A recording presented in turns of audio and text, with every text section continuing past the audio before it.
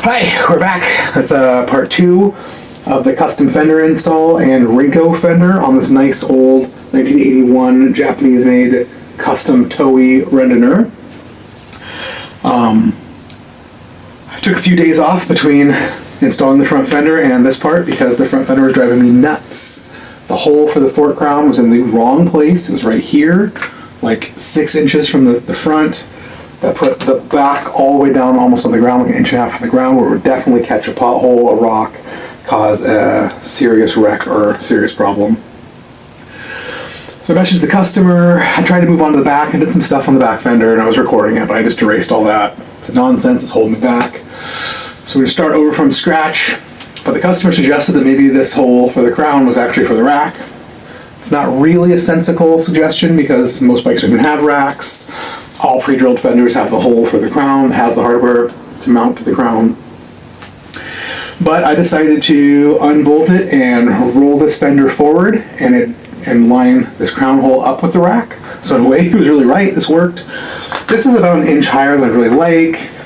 This sticks out right where I want it. I wish this fender was a couple inches longer. A couple more inches would be good. Like I rolled it 6 inches up, which is probably about 2 inches more than I want. Still is going to give a decent amount of coverage with a mud flap. I think it'll be great down here.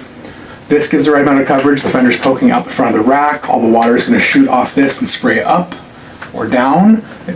With the fenders being short, it comes out and just sort of sprays up into the wind and flies up into your eyes. It's no good. So I'm going to have to drill a new hole for the crown and put a new spacer on, a new dimple and all that. That's going to be a pain. I'm not looking forward to it.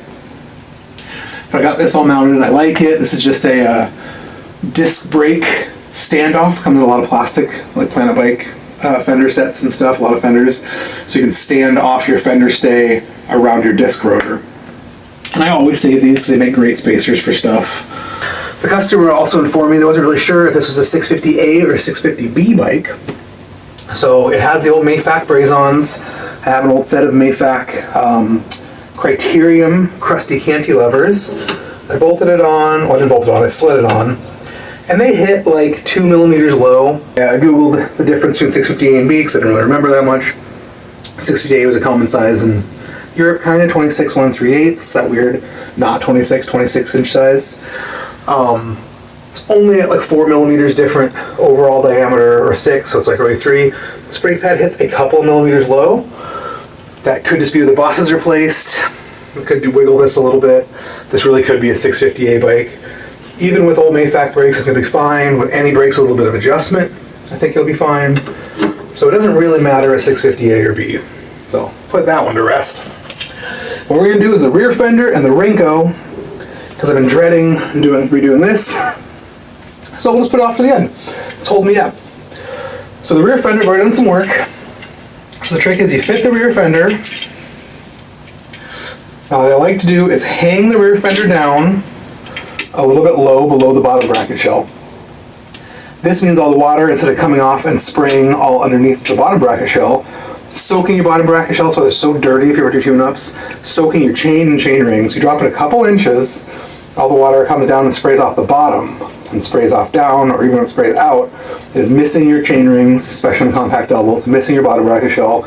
It's keeping everything nice and clean. So I came down here and I took a Sharpie and marked it. Then I came and found my center line. I just eyeballed it, especially with this nice little slot here. Eyeballed my center line, took a little spring-loaded center punch, give it a little dimple, drilled that hole. I usually use like a small drill bit to do a pilot hole and then a bigger drill bit for size. I like 1/4 inch drill bits as my big bit because it's basically about M6. So it gives you a little bit of lee room and wiggle room back and forth in case you're slightly off or need to adjust it, or the next bolt you do is slightly off. You can have a little bit of wiggle room. Your fenders in there, so you don't have to fight them. Get in the hand file and try to file your little hole a little bit oval, but it gets way off and it gets all big and ugly real fast. I try not to file stuff. I had to file this one, got a little ugly. I just redid the front fenders and racks on my bike yesterday. When I go camping, I went to go bolt on the lowriders. They didn't fit because I'd only test ridden the bike. I built the racks to the bike. They didn't fit, and I think it's because when I installed the fenders, I was fighting the fender line, and I was installing different fenders when I designed the bike for. So I ended up moving the whole rack up and back a little bit to make the lowriders bolt on, then had to readjust the fender and put a spacer in and blah, blah, blah. But got the little file out, made a big ugly mess. A little ugly mess, but it feels big to me. I used to be so pro. So I got this one mounted, I bolted this one on, and with the fender in the frame, with this bottom bridge bolted into place with the correct spacers, I came up here and made a mark directly underneath this bridge, because this frame has threaded bosses for both. If it had just a brake boss, you'd use like the clamp, the little clamp-on bit, and you can mark it in a different spot, or use a little L bracket, you mark it in different spots. So you want to find exactly where it's going to be. So I like this one hard mounted, so everything's right where it needs to be to drill this one in. I also did more of the same boring stuff I did in the first video. The front fender, this fender, the radius was huge. It was like for a 29er, it was ridiculous. So I really had to come through here 4 or 5 times and just massage, just holding with my thumbs and pulling with my fingers to open this radius, which makes it wider, which makes the whole fender, the little C shape of the fender, get in tighter. So we can get a nice radius on this fender. Because before it was like sticking out like 2 inches back here and 2 inches up here.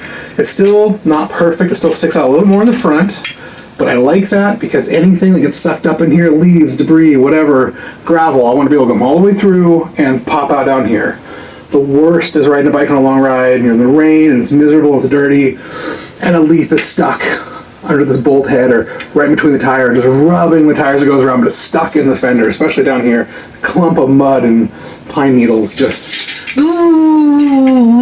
I did a big long ride yesterday, a 15-mile ride, and halfway through, on some single track, on my rando bike, in a place with no bike signs posted, I got like some sap with some pine needles sticking off, so it just came around and hit the brake or something. Just driving me nuts. The place where I did not want to stop. So I got some hardware and some bits and some bobs. This is something I really like. You can make this out of an old chunk of dead fender, and these come in the Velo Orange kits. Honjo makes an external one, so this one sticks up underneath your fender. It's got some 3M double-sided tape to hold it in place. It's because a lot of fenders are hard mounted back here when Velo Orange are selling them were cracking and breaking somewhere. Just too much unsupported weight, too little of a washer. So this is a nice big fat stiffener for underneath the bridge. They give you 2 in most of the kits. I think they want to use one with the fork crown. I've never had one crack up here. I think it's fine, but I have seen fenders crack back here. That's usually when fenders are installed under tension. So you're just like forcing the fender to fit and tightening the bolts down, and these stays are all springy, you're just forcing them in and tightening them and you're bending it. And so like we did in the first video, I bent these just right so they just kiss. They just sit right on the dropout and you tighten them down, there's no pressure. Same thing here, we radius the fender so it has a nice smooth line. It just kisses right where the bolts tighten it down, so it's already there and you just cinching it up. Instead of it being over here, you're forcing it down and tightening it so the whole thing's under pressure. Stress somewhere, and the stress is going to find the weakest point and crack it. So we got that bad boy. I've also got these. These are what I was using down here. These are the nuts for holding your V-brake pads onto your V-brakes. There's a nice little chrome tapered nut, and they just look good. And I do the bolt in, I got the leather washer, the V-brake nut, and then that's just gonna thread right into the threads up here, and it's just a nice looking little spacer. I have another one somewhere I need to grab, and I'm gonna bolt both these dudes in. We'll do the stays. So for Rinko, we want the fender on, no stress, completely set up where we want it. Then we're gonna cut the fender in half to do Rinko. You don't start the end step. Fender's mounted, beautiful. Otherwise, if you cut the fender early, don't have it right, have any stress you to put together, and where you do your cuts, it's going to be like, a nice C shape to the fender. It's going to be all, boom, one's going to be out, one's going to be in, there's going to be a giant gap. It's ugly, so we're going to cut this thing straight and look nice. It won't be, it'll be real close. We'll take a little file and dress up the ends so it just keeps butting up until it's better and better and better, and we try and make it look as flawless. We want to hide that cut line as much as possible. I'm going right to my little bin of V-brake hardware and spacers. I got all kinds of V-brake noodles in here, and boots, and bric-a-brac, and most importantly, extra V-brake nuts for these spacers. because different brands make different nuts. Some are polishing chrome, some are black, some are dull, some are sandblasted finish. Some are kind of short, some are several millimeters taller. So I like to save these, especially the pretty chrome ones, several millimeters taller. I save the black ones too. I also save the BB hardware on really nice brakes, mostly Cool Stops, because they make this little cup in several different heights. The little cone's usually about one height. But this is nice for fenders too, especially on uglier bikes. I'll use these, or on cheaper bikes. Gotta space things just right. If the brazon's not lined up quite right, these are nice because they can, you know, the ball bearing action for towing your brakes in. But on pretty bikes, likes to use the nice chrome nuts. If you work on bikes a lot, you probably have some old dead V-brake pads you took off and have this hardware sitting in your trash can. Every bike shop in the world is going to have a bunch of this sitting in their trash can if they don't have any saved, because V-brakes are real common on hybrids and they wear the pads out fast. And so we know this is radiused. We've got the two holes drilled where we want. Same thing on this one, just center punched, drilled. Got a big fat fender washer under the bottom, but not too fat, so I don't want to mangle or change this radius. So, you know, bigger than a standard washer, but not huge. Then I got the leather washer. I think I have another washer on this side, just for a little extra stiffness and space. Pop this wheel out again. This 650B wheel that's not spaced correctly and might not be the size this bike came with originally. I did test fit this when I got it all mounted with all this hardware, so I know it is right where I want it. One other thing I should show is on the stock fender, it's got this big, nice slot, and that is because the stuff changes on a weird radius. Things change. You think you got this hole drilled this dead center, and it's not. But to just move it like 2 millimeters up here is going to make it seem like 5 millimeters down here. So if you have to file, if you do drill this slightly wrong and both these holes won't line up and tighten down at once, file this one. It's already supposed to be a slot for that exact reason, so you can wiggle the top to get it where you want. And it's way hidden down here, so if you make a big ugly slot, or file it and get off center and make an ugly thing that the washer doesn't quite cover up, you can always use a bigger washer, or hide it down at the bottom bracket shell. So that is your pro tip. I'm just going to kind of get that in more or less tight, and you can see, because of the giant spacer up here, this is hitting way in front of the bridge, so I can't just roll it up and tighten it in because of the arc and the angle. So I'm going to loosen this one down here.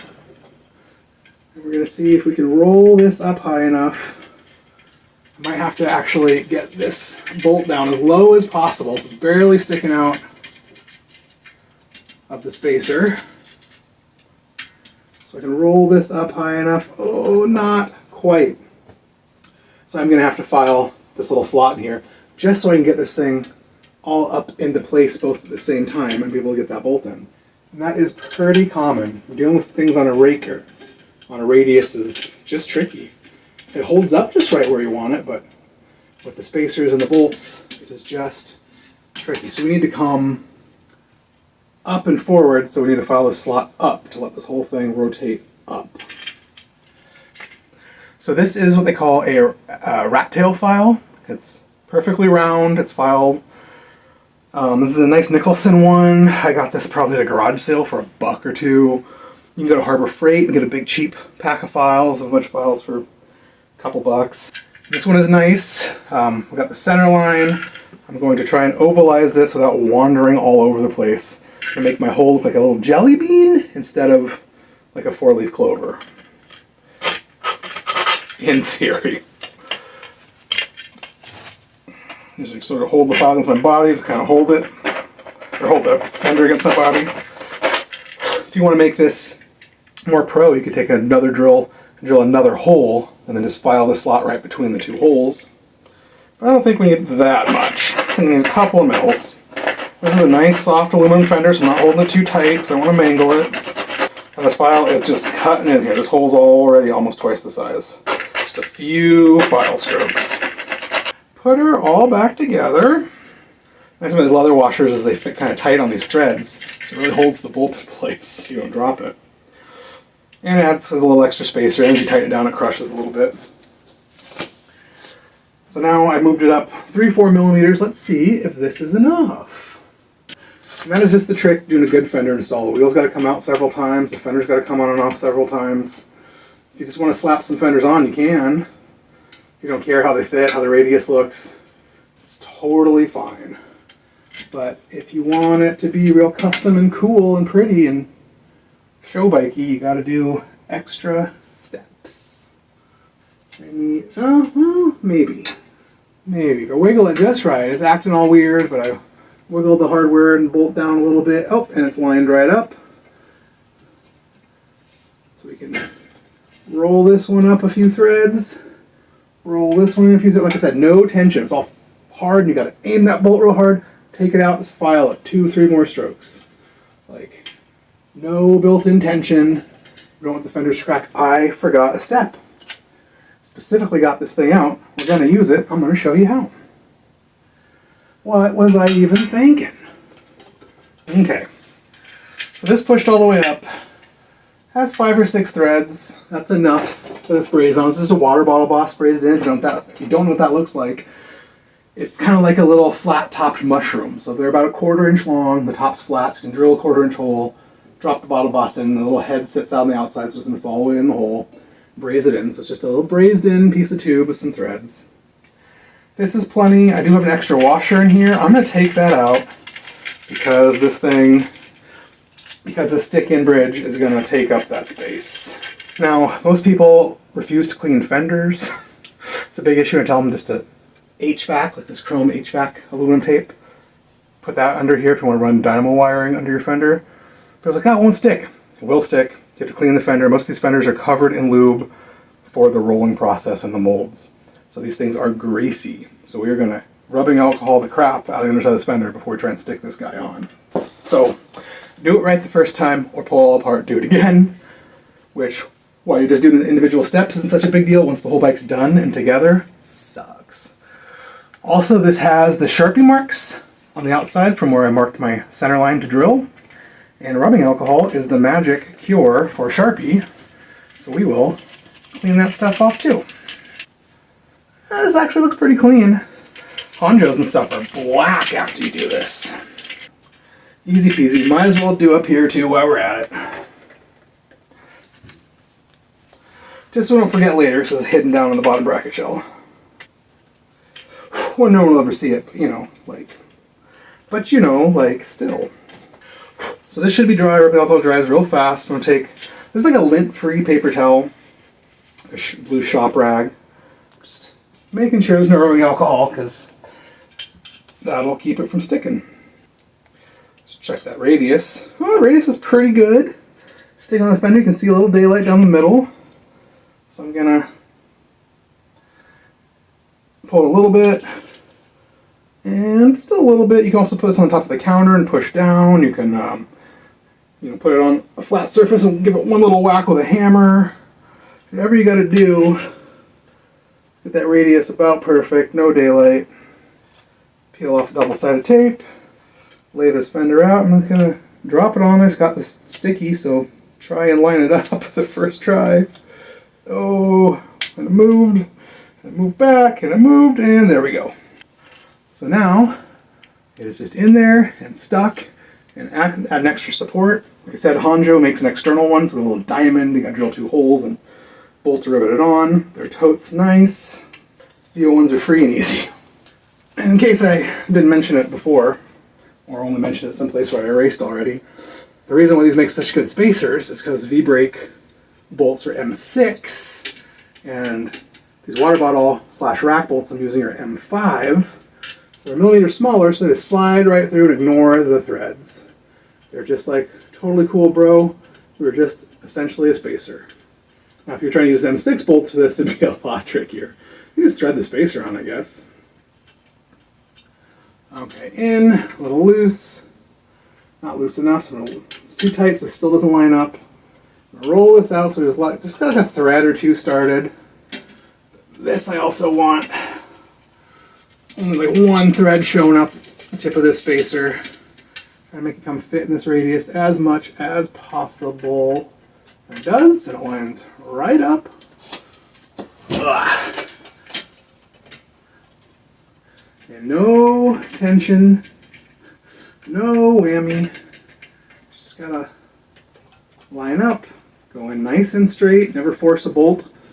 You can just force it in and mangle the threads into the old threads and just destroy everything. Then you have to watch my how to tap series and go buy taps. It's like a whole thing.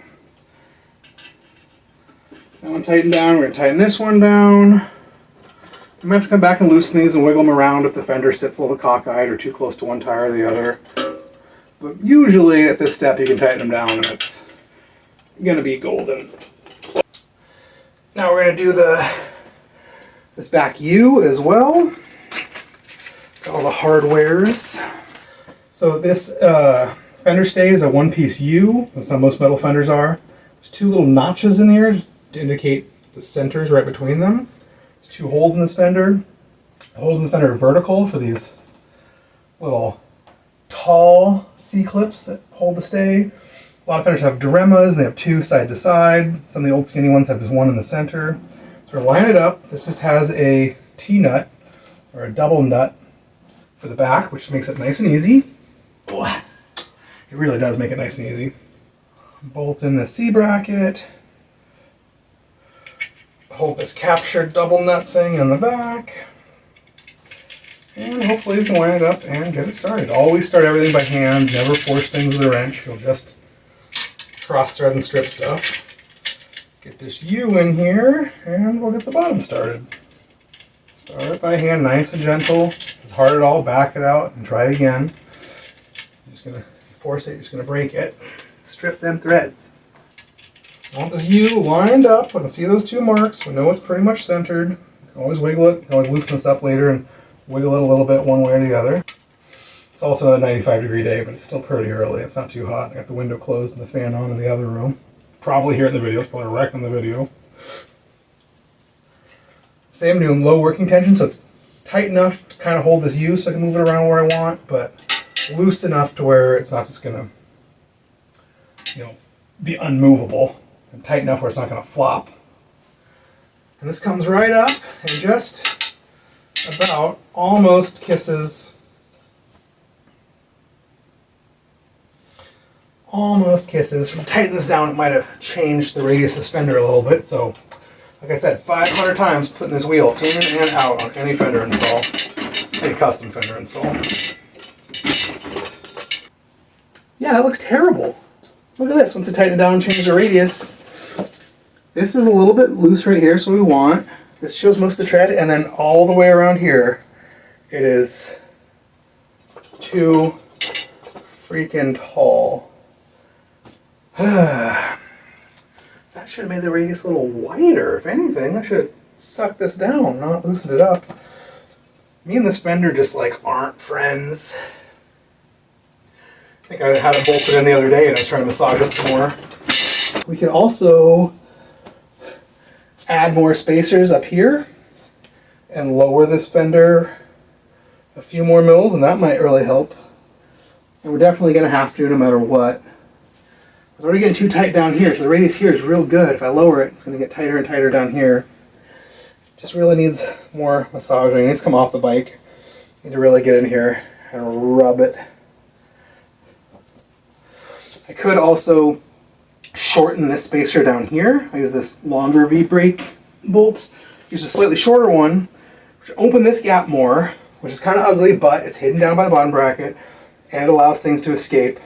And opening this gap more is going to let this whole fender rotate in.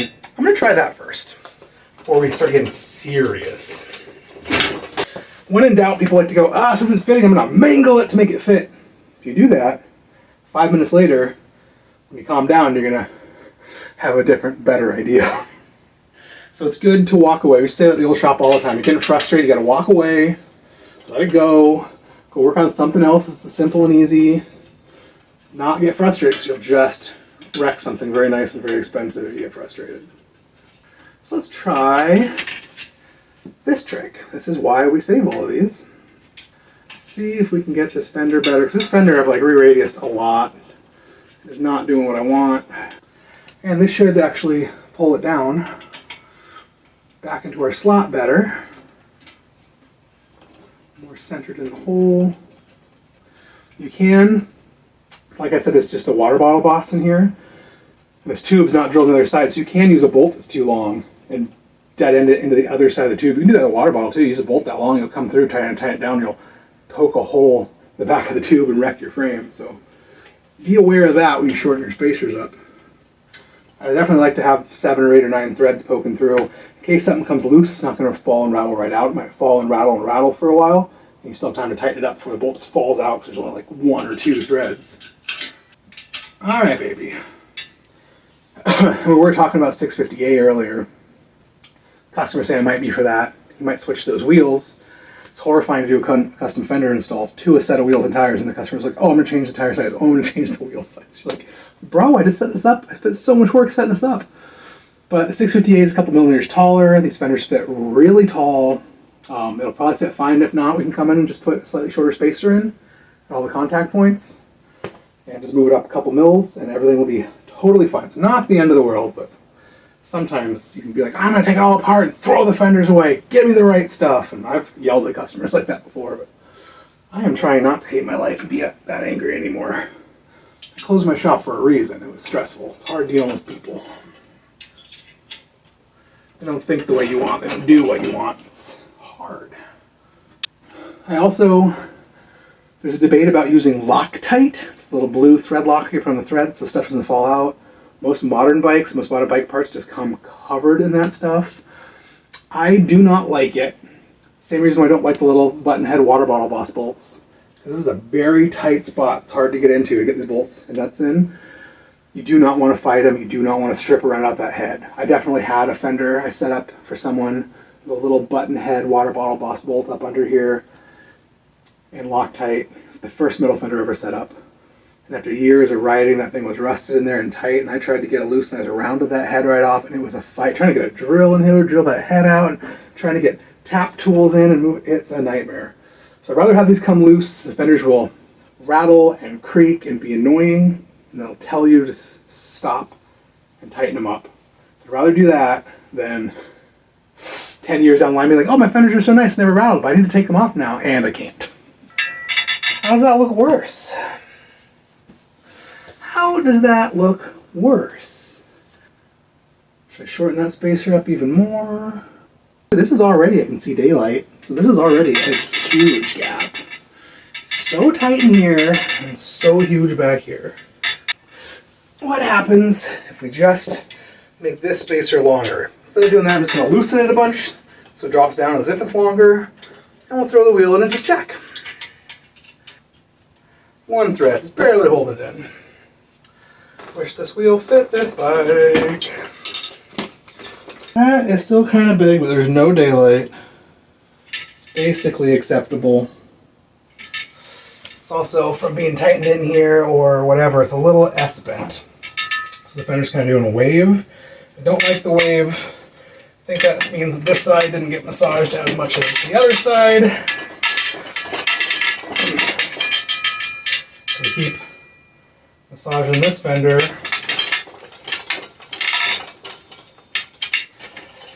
This S should come out. Yeah. Nice. Okay. Longer spacer up here. Probably 4 or 5 millimeters. You can put some press-to-valve jam nuts in there. Those make good spacers too. But I think it's not what I want. Might go see what we can see. I might use another one of these disc brake standoffs and cut it down to height. Cut this thing basically in half. It's going to be the right length. Alright, we're back. I got that thing cut down. I held it in my vise. I used some little aluminum pieces of old like angle iron aluminum that cut down to some soft jaws. So I'd mar this thing up a bunch. I really intentionally cut it flat with the hacksaw. I spent as much intention as I could to make it flat. I took the file and knocked down the high spot and the burrs all the way around. And I took the deburring tool to knock out the burrs in the middle. And I got a bolt that's a little bit longer. And even though I cleaned up this nice end, we'll put it down flat against leather washer to hide any imperfections. We're on. We're in. Our leather washers. The cute little spacer on. Now the spacer is taller, so it also wants to not line up that hole again. So I'm going to loosen this bottom one again. And hope we don't have to file it out even more. Just kind of like one thread. And nope. Nope. We're going to need to file this one out a few more millimeters, just a little bit longer, and it's just hitting a little too high up here. That's alright, I'm also considering changing out this V-brake spacer for the other half of this I cut off. At least all the spacers will be made out of the same thing, and that'll look kind of pro. Be kind of cool. Holding against my body, acting like a vice, softly so I'm not pinching it and destroying it. Paying attention to my files going in the direction I want. A couple more mils should be good. For the zillionth time, bolt back in. Washer on. The short nut spacer on. Kinda. Wow. Fender installs in the summer are clearly not very fun. And the odd thing about metal fenders is, I always thought was so funny, is I only sold them in the summer. When people are getting their bikes together and getting everything else done, they want to put fenders on for the looks and to complete the bike in the summertime, whereas plastic fenders, you only sell in the fall. When it starts raining, they're annoying because they're very utilitarian and not very aesthetic. So it's funny becoming a custom frame builder in a rando shop and doing 90% of our fender installs in the summer. And this feels never ending. Another trick is you can take a Sharpie and mark how much you want to file out, or a couple millimeters, whatever, and you can file up to that Sharpie line. So you know where you're at and don't get lost, don't file too much or do way too little and be like, oh God, gotta do this 700 times, why? I'm fairly sure we're there this time. Fairly sure we don't need to do that again. Still not perfect, but it is pretty good. And at some point we're going to be doing more harm than good. Now the more fashion conscious of you will notice I put my sweet campy headband on. It's new old stock from the 90s. I used to wear it at the shop all the time. Came with me on something I found on eBay. Keep the sweat out of my forehead. See if it still works. A little old, a little stretched out. We'll see. So this looks good from every angle but this one, and that's what's important because no one's going to be down this low. Everyone's going to be looking from here or here. Our new problem is these eyelets. So these are the French style eyelets, where these ones are just M6 threaded. These ones have no threads at all, and the back half of the eyelet's machined off so you can put a nut on the back. They're really made for a diorama. So we haven't gotten to it yet, but we're going to be using an old, dead, beat up VO fender to make the rinko bits. And I'm going to steal this diorama off of this. So this is just like the fork crown diorama. It's a through hole. Instead of the fork crown rack bolt, it is made for these stays. And it's got a little pinchy cup to pinch the stay tight to keep it from moving. The threads will go through the dropout and has a nut on the back. And what we have to determine is if diorama is the right thing. Because these are for rinko, you want to be able to pull this back fender off. This seems like a huge pain in the butt. So I was talking about it with a customer, and Honjo makes some of these that are tapped, drilled a hole and tapped with a set screw. I think that might make a lot more sense, because you don't have to mess with this nut on the back and this hardware. You just get a little Allen wrench out and loosen the set screw. You can slide the fender stay right out. So he said he's going to order a set of those from Cycles Grand Bois in Japan. I think I mentioned in the last video, the yen's really low right now. Ordering from Cycles Grand Bois makes sense. The prices are going to be pretty good. The shipping's a little expensive. It's usually, I feel like whenever I order a small amount of things from Japan, it's always about $29 for shipping, no matter what. 5 pounds, 1 pound. I ordered some NJS track cranks. It was $29. I ordered a couple of other washers and the thing. It's $29. So might as well load up and buy a bunch of hardware. Buy a bunch of these. If you can do metal fenders, buy a bunch of the other washers. Grand Bois has the 2 mil, the 1 mil, and the 4 mil. It's really nice for getting things spaced out just right and still looking even if you use leather washers everywhere.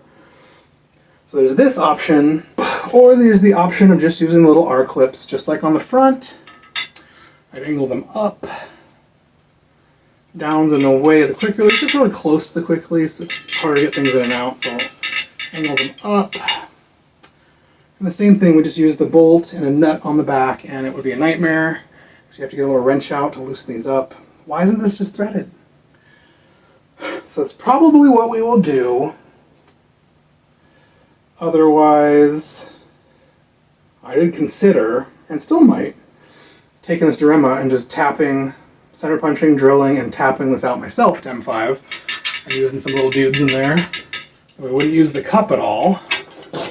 We'd just put them through. We'd have to take a few threads off. I want to hit the chain, grind a few threads off, drill and tap, put in a grub screw. It'd be really cool to do it with a wing nut like we're going to use for the rinko, like off an old shifter. He's going to order those expensive fancy ones. I don't need to do any of that. I still might. If we set up with the R-clips, it's not going to change anything. We can always do this later. Maybe I'll set this up with the R-clips and then do it. Maybe let's go see if I have any of those grub screws in stock. I have the right size drill, but you need like a 4.1. I don't have that. I have to drill a little small. These are brass, so they're softer. Running the tap through brass is fine if I even have the right tap. Do I have an M4? I probably do. I'm just going to look around at my stuff and see if I can talk myself into doing this insanely complicated thing for no reason. Or we'll just set it up with the R-clips. Easy peasy, not have to worry about it. Alright, I'm going to get weird because I can. And I want to. It's sort of fun. Sort of. Okay. So, what I have is a giant mess where I can't find anything ever. Okay. So what I have is this old Velo Orange fender. It's a much smaller road fender, stainless steel. Aluminum or stainless work fine. I had the stay off of it, and the stay had dioramas. A little fender diorama. Since we're doing a weird French style frame, I'm going to do a weird French style thing. So to this fender diorama, I just put a regular nut on it, and then another nut so I can tighten the nuts into each other, make like a jam nut situation. So the nuts are nice and tight. The diorama will not move because of it. I can put it in the vise and work on this diorama without it spinning and being annoying. Got my dial caliper. I measured this thing. It's about 9 millimeters, so that's about 4.5. I'm going to make a couple of scratches on the top so I can find the center. This leaves a scratch and a scratch and a scratch and a scratch and a scratch. What all the scratches have in common is a little box right in between all of them, and that's the center. Or if they all overlap exactly or whatever. So you take the hole punch, hopefully get it lined right up in that center. Hopefully. The light in here is atrocious. A couple little center punches, does not look centered to me. Scratches are sure trying to tell me it's centered. Oh, that's right in it. This thing's sliding all over. That last punch is pretty straight. Clamp it in the vise gently. I'm going to do some walking. I'm going to take a very small drill bit. Drill a hole.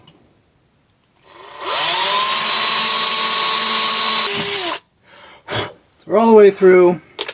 Nice, fresh, sharp drill bits. They're cheap.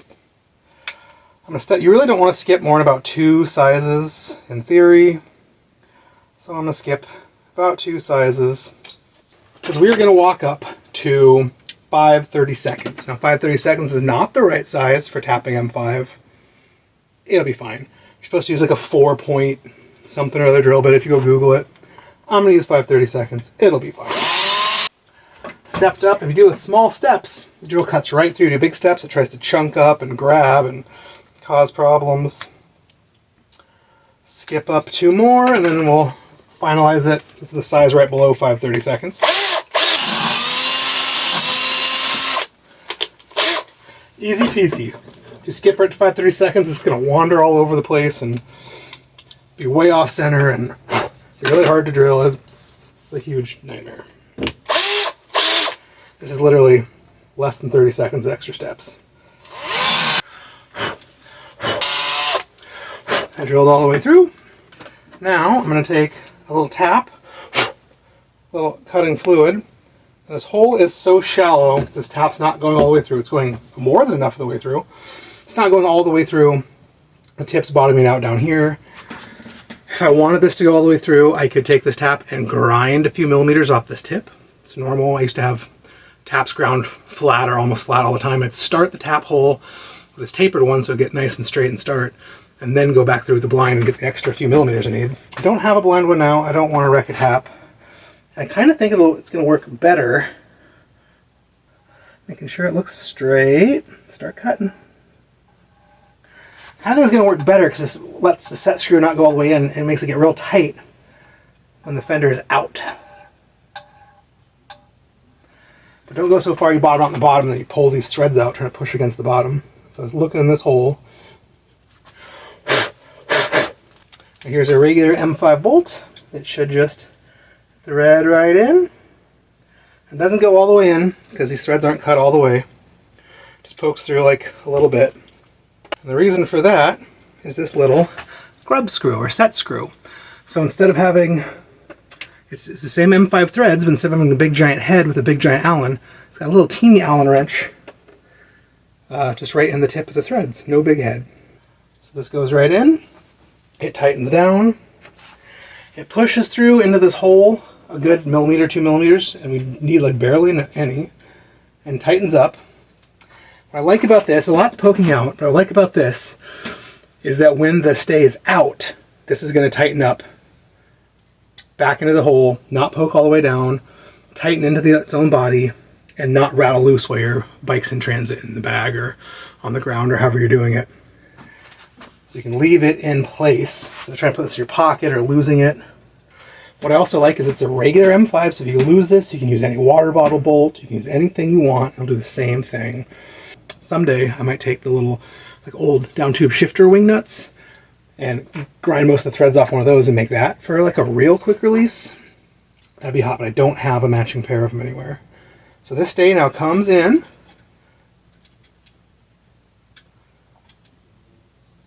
Little tighten, and it will not slip or move.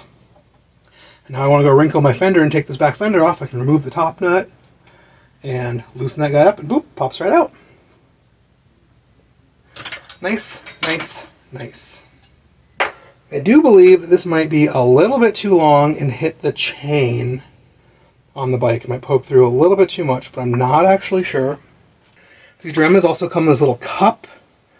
But when you tighten the cup down, the whole point is that it pinches the stay. And that's what holds it in place. So if I use this cup, it will not work. So we're getting rid of the cup. Maybe I'll just use a nice thick washer. I need some thick washers and maybe a thin nylock to lock these guys in place. And we'll put them on the bike. While I'm here, I'm going to show making the rinko nut because we're already in here and all set up. So I have my chunk O fender. It doesn't really matter what or where we use on it. So I already made one of these several days ago. Test my theory this fender will work. Here is the made one. So all I really had to do, of course I've put everything away or lost it since then. I took tin snips and snip, snip, snip through this fender. Get us a nice biggish chunk.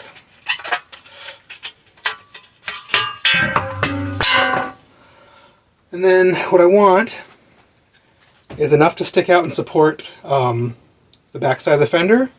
Space for this rinko nut to sit in, and we're going to dimple it so the rinko nut sits flush with the rest of the curve of the fender. Totally flat. And some space to come back, so we're going to drill a couple holes and put 2 little bolts in and bolt this onto the fender to stay on the bike, and then this half will go onto the fender that comes off the removable section. So on a longer bit to stay with the bike, because the old fender has to come up onto here a little bit, 4 or 5 mils. Not too much. So this piece is way too long, but that's fine.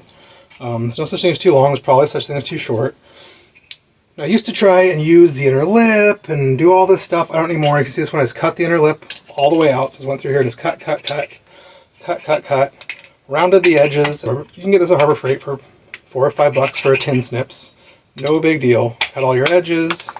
Get in here and trim This is a straight one. They make a right hand, a left hand, and a straight. I usually use the straight for about everything. I use the right or left once in a while. So if you can only afford one or find one, notice it's totally straight. It's coming in here and trimming out this lip where it wraps around. Do that on both sides. Take a hand file or the grinder and just sort of clean and flatten these edges and round them and make them nice and soft. Then find the center about where you want for your rinko nut. Center punch it. Drill the hole out. Install the rinko nut. The rinko nut's very much like a chainring and chainring bolt. It's sort of like a hollow threaded dude. So it's threaded on the outside for the nut to hold it in place, and it's threaded on the inside for an M5 bolt to go in. And once it's on there, once you bolt it in, here's the trick. I like to use a 13 millimeter socket, kind of a deeper one, is really best. This is a nice snap-on one that I don't want to be smashing up, but here we are. 13 millimeter socket. You can center this rinko nut over that. There's plenty of room for the nut and the dimple.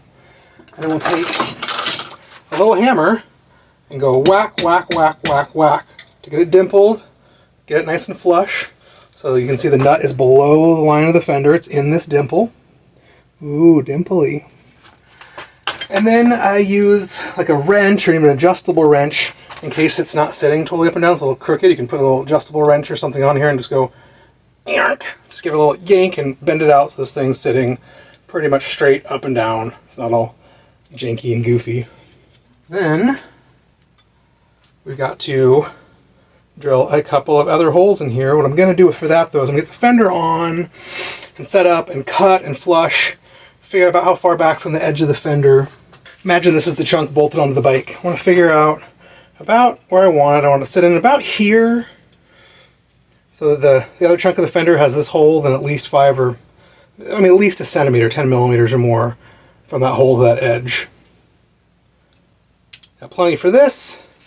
I'm going to mark it real carefully. I'm going to measure it. I'm going to drill 2 holes. When I have my 2 holes where I want them, I'll slide this up under and get it where I want it and take a Sharpie and mark those holes and transfer. So I'll have the Sharpie marks on here. And then I'll drill these holes. I don't want to do them first.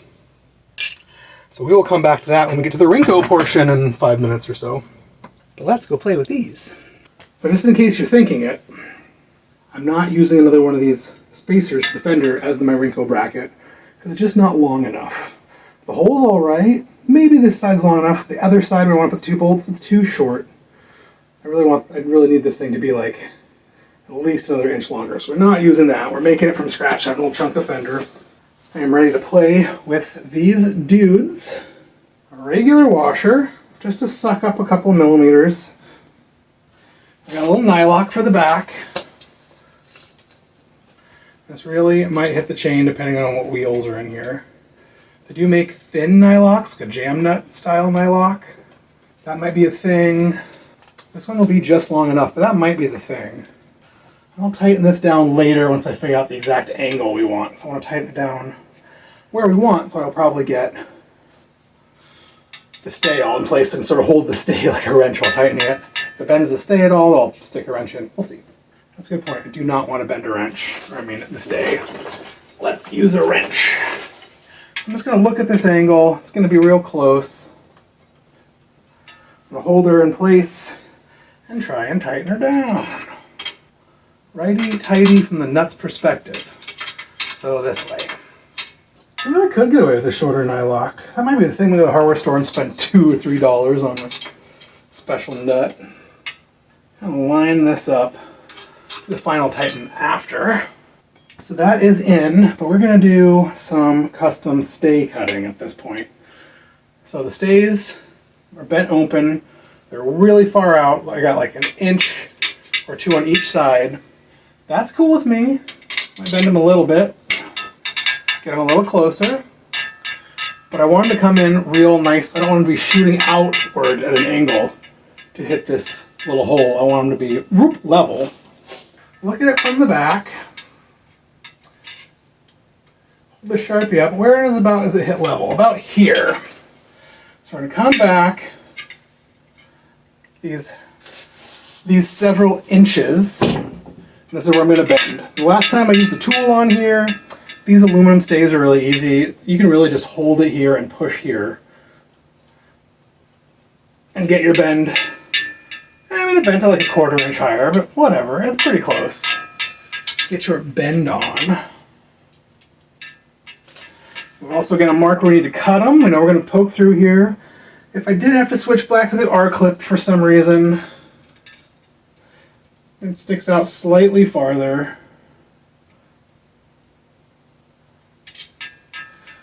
Well, it's about the same. Sticking out a few mils. So I'm going to cut this just a few mils long, and then we'll go on the other side. So now we're going to use the tubing cutter and cut this guy. Bolt it in here. We'll do the same to the other side. And it's going to be ready for rinko. Got my sweet little tubing cutter. You saw in the last video, these are $6 or $7. These are cheap. It's worth it when we cutting these stays, rather small pieces of tubes. A few twists, tighten it up, a few twists. And it just breaks right off. It cuts through like 90% and just breaks off the last little millimeter or two. Slide in, bro hand. And put it just all the way through. I want it poking through a little bit. I want to be able to see it. That does look a little bent. I'm hand bending it. Tighten the set screw down just a little bit. Barely snug it. Really just the shape of the fender. The angle is going to hold this in place. Set screws just keep it from popping out in a bump. It's really not going to fall on its own. We know where we're at now. So brake's on. The pad sticks out to here. The fender can stick out about as far as the brake pads without having to worry about anything. Because it'll always sit on that brake. It usually sits up so I don't have to worry about it falling over. So I'm going to leave the fender sticking out about this much, slightly past the brake pad. And hopefully that leaves room. Always trim this down a little if we want to, or trim the stiffener down, or whatever. So hopefully that leaves room to cut the fender in half. I'm mad. This back fender line still.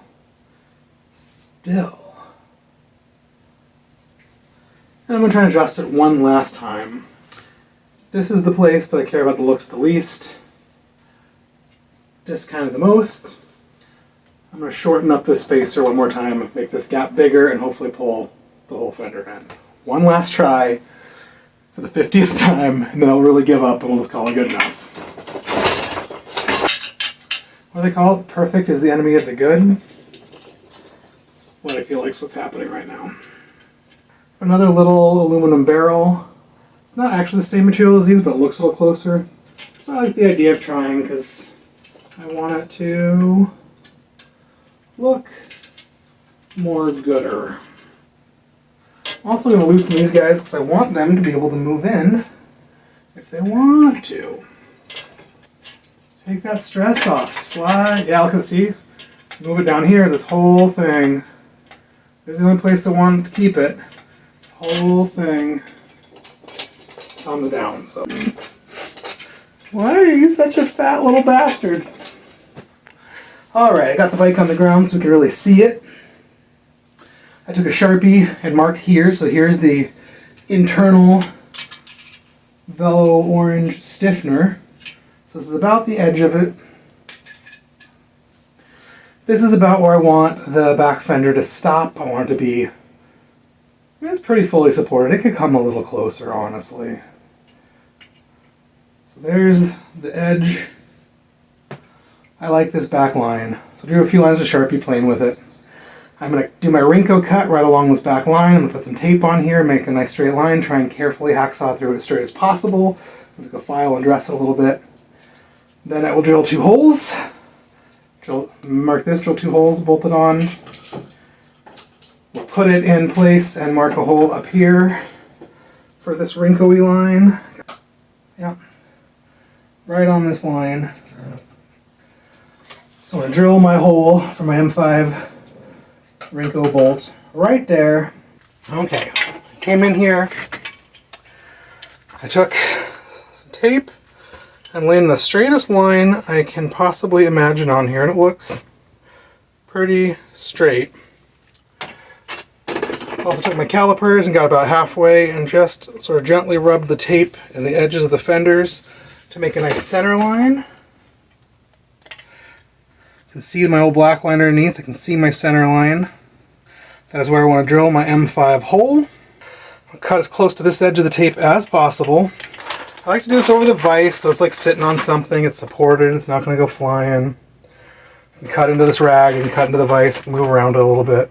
I'm going to bust out the old handy dandy, totally trustworthy hacksaw. I'm going to try and cut me a straight line up against this tape. Nice and slow. No going back from here. Should have measured twice already. Slow. Eyeballing it as much as I can. Make this line real clean, real straight, real gentle. It's like 99% of the way there. Just a little bit left on this end. We'll clean it up with a file. It looks mostly straight. Maybe off by like a degree. So I'm cleaning up the rough edges left by the hacksaw. I don't want to get any file marks up on the top of the fender. We won't really know until we have it all bolted back on the bike.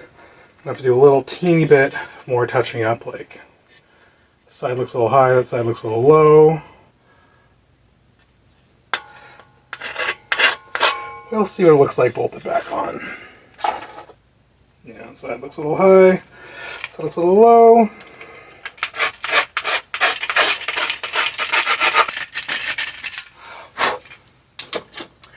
This is the side that is going to go onto the bike. We're going to mark this center punch. Gonna drill this bad boy out. A nice little machinisty drill bit. It's got a little starter bit right on it. I've used this a few times on this project.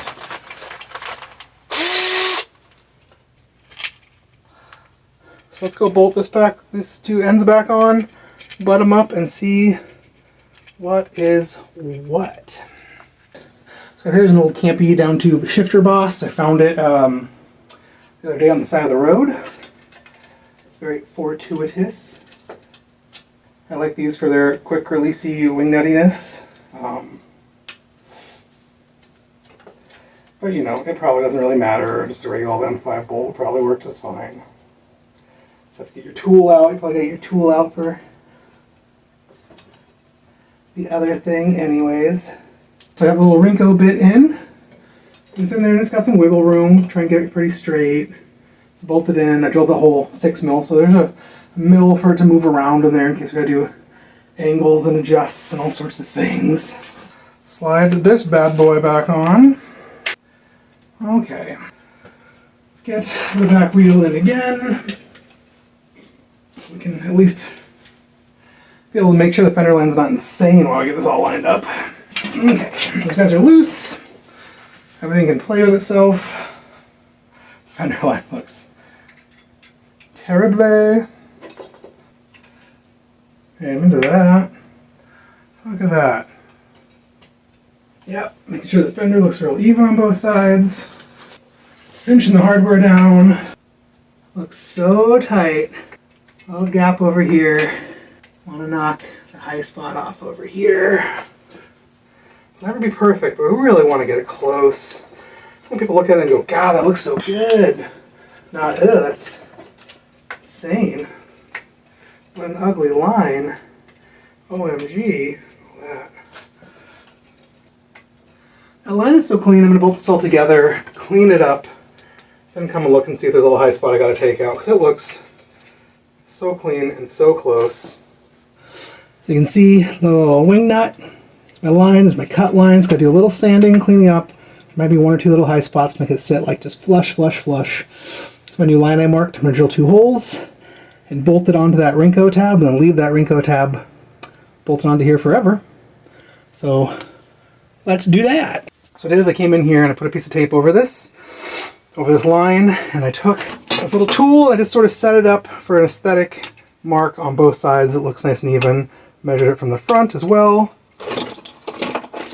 Center punched. Drilled it out, the same M6 bit, so it's a 1/4 inch bit, so it's a little bigger than it needs to be, so I can move it and wiggle it just right. If you drill with a tight bit that an M5 bolt barely fits through, and it's off at all, your fender's crooked, there's nothing you can do. So a little bit loosey-goosey, then tighten it down right where it looks nice. I'm gonna grab a drop sandpaper and clean shiny fender. Come on, sandpaper, just come out. Just work. Ah. There's just some 100 grit lying around. You could probably use anything. Anything fine, 100, 150, too. Just gonna gently deburr it without scratching the surface. I just don't want any splinters. A nice finished end. Doing this mostly on the inside because I don't want to see a bunch of scratches on the outside. Just dragging it sort of flat across the face so it doesn't get up here on this shiny top nice surface, even though I could probably use it a little bit. Just barely angling it on there, just barely grabbing it. Beaut, beaut, beaut. Now we just got to slide this back on. We'll just show you. Why am I'm not going to reset the camera up for this again, so I'm just going to go slide this all back into place. The Rinko tab's going to be lined up. I'm going to just boop, boop. Bring the Rinko tab back in here and drill it. BRB. Got my happy little dots on the Rinko tab. Whatever tool it is I need is the only one I can't find. Got happy little punch holes. If you don't have a spring-loaded center punch, you can use a regular center punch. Just hold up and whack with a hammer. You can use a nail. Just lightly whack. You're just trying to put little dimples, little mosquito bites on this size, little dimples, so that we can drill. Without the drill wandering everywhere. No burrs. Now I just gotta find two nice, very short button head bolts or something pretty. Heads match. They look good. We're partying. Grabbing a couple M5 washers. This whole washer kits from eBay are cheaper than going to the store and buying like 6 or 7 washers. So you get like 25 of the size you need plus a bunch of other sizes you don't, but you might someday. Whole drawer, brand new M5 nylock nuts. Let's get this dude bolted on. Hole in the fender. Rinko-y dinko-y. Washer. M5 nylock nut. Holder's nut. I got this little 8. Just going to get it to low working tension again so we can wiggle it around and move it and get this fender lined up before we do the final tighten. It is so hot, I am completely soaked through. My clothes are just completely soaked through in sweat. It's gross. It sucks. Can't wait to take a break, take a shower. Do not fall. Do not fall. I can still move it back and forth and side to side just a little bit. Rubbing alcohol it too while we're here, because I don't want Sharpie marks playing with my eyeballs. Look at that, Sharpie marks gone. Playing with my eyeballs, I'm trying to make sure this thing's lined up and nice. A little fresh rubbing alcohol, and these marks disappear. Just like that, Sharpie be gone. Put this bolt back in. Everything's got to line up all at once. Bro, for real, start. There we go. Wiggle, wiggle, wiggle. That line is pretty clean. It is like a 1/4 millimeter, not perfect. A couple high spots. It is so close. It's touching. There's no daylight or gaps. See if we can tighten this down and keep it looking that clean. And then we will call it good. Could I spend hours and hours and hours more filing and sanding, maybe using a file or a paint stir stick with some sandpaper wrapped around it and just try and get this line perfect? Could I do that? Yes, I could. Would I get that much better? Not noticeably. No one would notice or care. Can you even see the line in the camera? Oh, barely. A little bit right there. This Rinko, when I tighten that, it's trying to wander all over the place. Jerk. But it's pretty cool. 2 little bolts. A winger. You can use a regular bolt here too. You have to get a tool out to use these guys anyways, so it's not the end of the world. It's not the end of the world. I'm going to put the back wheel in one last time. Get these guys adjusted to where I want. I think I'm going to be cutting a little bit off of them. I'll play with it and make sure everything sits where I want and nothing's rubbing the tire and blah, blah, blah.